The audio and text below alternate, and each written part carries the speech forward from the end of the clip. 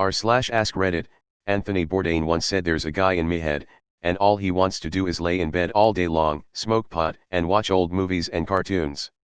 My life is a series of stratagems, to avoid, and outtweet that guy. Who is that guy for you, and what do you do to avoid him? I hate mornings. I don't like waking up. I don't like breakfast as a genre or activity. I don't see a good reason to be anywhere ever before 10 a.m. I started forcing myself to wake up early and go to the gym before work. And I hate it so much, but it makes me feel so goddamn good all day long. It's a crafty healthy dose of morning endorphins that stops me from getting sleepy after lunch, keeps me energized after work, get a better night's sleep. It sucks so much, and it sucks even more that that guy wants to settle for anything out of fear of nothing better coming later. That guy is okay with the dead-end job, the abusive relationships, and no master's degree. I tell that guy it's never gotten me anywhere, it's the definition of stuck, and he have no intention of being stuck anymore. That guy's kicking my ass right now. It used to be eat cheap pizza, chain smoke, and play video games. I changed a lot of those habits to healthier ones. I used to have a little sign on my desk that said the worst possible feeling is when the person you are meets the person you could have been. It was there to encourage to pursue my goals rather than procrastinate on games, Reddit, etc. I think it's time I dug that sign out again. The guy who wants to go streaking during the Super Bowl halftime show. I avoid him by remembering that prison is not a pleasant place to be.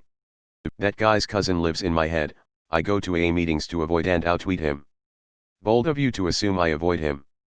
We came to an agreement and take turns occupying the same body. It's me from 5:30 a.m. to 5 p.m. on weekdays. And he gets evenings, weekends, and holidays. All that guy wants to do is do Reddit and play video games. I didn't do anything to avoid him. He just wants to win the lottery and sit on his couch watching dark comedies, drinking until it kills him. I avoid this by remembering that my mother would be very sad if that happened, and that I want to love someone, like really be in love, at least own more time before I go. I have the exact same guy in my head. I quit smoking pot years ago, before I hit 30. I can still stay in bed all day on some days. What keeps me from doing it, having a 24H lay-in on my laptop, too often are commitments I've made to myself, friends and employers. Back in the day, pot made it really easy to give upon those commitments. I miss pot, but I don't miss those times in general, which keeps me from going back.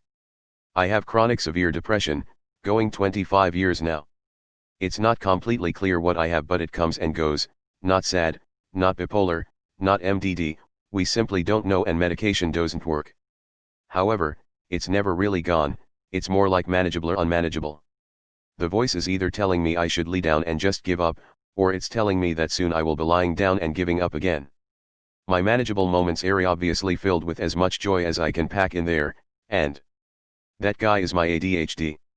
I probably have an extreme case where my meds, which are at high doses, hardly even work anymore. The best way I combat this urge to do something fun, play games, or goof off is to remove myself from any place of temptation.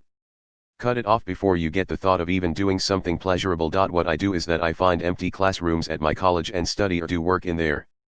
I will purposefully drive away from my home, which is full of games, food, fun, and might get buried, but my dude in my head is literally Mr. Spock from Star Trek, and I don't avoid him. Hear me out, it covered through therapy that I needed a mechanism for judgmentless and objective self-analysis, and Mr. Spock is that dude. He can see the most ducked up space crap ever and react calmly and objectively. Mr. Spock, the massive space blob, has a 97.454% chance of consuming the ship and everyone inside within 4/7 minutes. Projections show it will be slow and painful. KIR.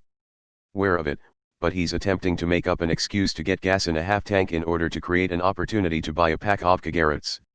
Me, thank you, Spock, sounds like I'm being dishonest with myself. I suck. Spock, I disagree. It's entirely within the nature of a nicotine addict to seek out a source of nicotine intake. This is neither good or bad. Just natural.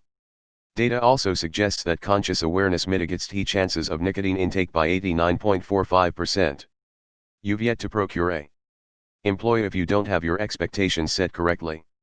Once Spock's reports will be amended, appended, referenced Andre worked entirely. This is all part of the process. Even Spock had several times where extended analysis was needed to understand something in order to create a way to cope/overcome/what have you. Don't treat everything he says as immutable truth. His analysis is only as good as the data he is able to receive through that mental science terminal.